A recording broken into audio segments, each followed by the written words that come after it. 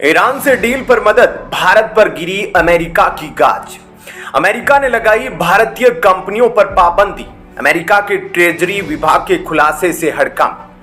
दोस्तों, पिछले काफी वक्त से दुनिया युद्ध के संकट से जूझ रही है।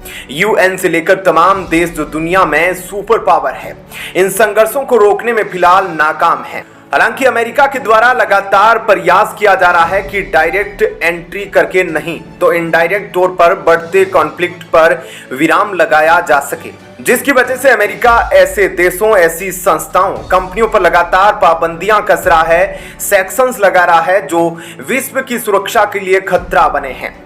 इसी कड़ी में अमेरिका की ओर से बहुत ही तगड़ा एक्शन लिया गया है।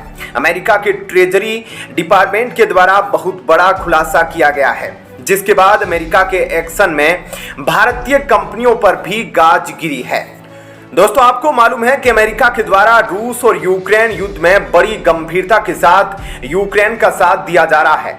ऐसे में जो कोई भी अमेरिका के सैंक्शंस का उल्लंघन कर रहा है, उन पर अमेरिका का हंटर चल रहा है। हाल ही के अंदर रिपोर्ट सामने आई है जहां पर यह बताया गया है कि अमेरिका के द्वारा 10 ऐसी कंपनियों पर पाबंदी लगाई गई है जिन्होंने रूस यूक्रेन युद्ध में ईरान के द्वारा रूस और अन्य देशों को बेचे जाने वाले ड्रोन सौदे में ईरान की मदद की थी। लेकिन यहां पर सबसे चौंकाने वाली बात यह है कि अमेरिका के द्वारा इस लिस्ट में 3 ऐसी भारतीय कंपनियां भी शामिल हैं जिन पर पाबंदियां लगाई गई है। जो आरोप सामने आ रहा है उसके मुताबिक इन कंपनियों के द्वारा ईरान और रूस की डील में मदद की गई है। अमेरिका के ट्रेजरी डिपार्टमेंट के द्वारा जो बातें बोली गई है उसके मुताबिक सहारा थंडर इस डील की वह मुख्य कंपनी है जिसने ईरानी ड्रोन्स को रूस व अन्य देशों को बेचा है। आपको बता दें कि ईरानी ड्रोन्स का रूस ने काफी बड़े स्तर पर उपयोग किया है और जिसकी वजह से यूक्रेन बैकफुट पर चला गया। आपके दिमाग में यह प्रश्न जरूर उठा होगा कि आखिर सहारा थंडर कहां की कंपनी है और किस प्रकार का यह कार्य करती है। दोस्तों, सहारा थंडर एक ईरानी सैन्य यूनिट का ही भाग है जिसका स्वामित्व और नियंत्रण ईरानी रक्षा मंत्रालय और सशस्त्र बल लॉजिस्टिक्स MODAFL के पास है। यह एक विशाल शिपिंग नेटवर्क वाली कंपनी है।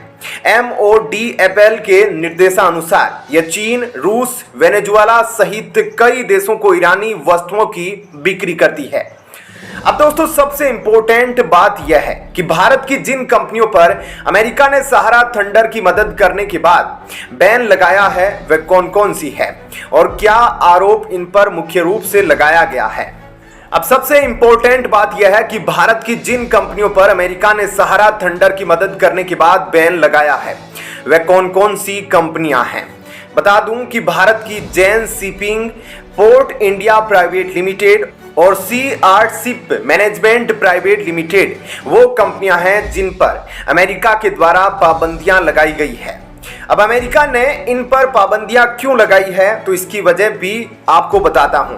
दरअसल अमेरिका के ट्रेजरी विभाग के मुताबिक सहारा थंडर ने CHEM यानी IMO 9240914 जो कि एक कुक आइलैंड्स ध्वज अंकित जहाज है, उसके लिए भारत की जैन शिपिंग और पोर्ट इंडिया प्राइवेट लिमिटेड के साथ माल ढुलाई के लिए एक टाइम चार्टर पर आपस में समझौता किया था। तो वहीं आपको बता दूं कि इस जहाज का संचालन एक संयुक्त अरब अमीरात की कंपनी के द्वारा किया जाता है।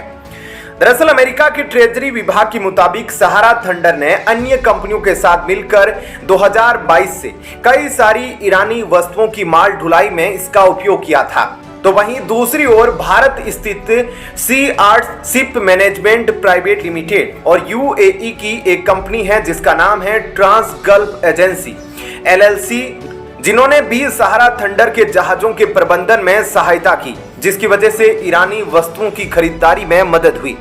ऐसे में अमेरिका के द्वारा उठाए गए इस कदम पर आप कितना सहमत है, कमेंट सेक्शन में अपनी राय जरूर छोड़ दीजिएगा। आपको क्या लगता है, भारत को अपनी कंपनियों के समर्थन में उतरकर अमेरिका से वापस पाबंदी हटाने की मांग करनी चाहिए? कमेंट सेक्शन में इसके बारे में अपनी राय जरूर दीजिएगा। जय हिंद, जय भारत।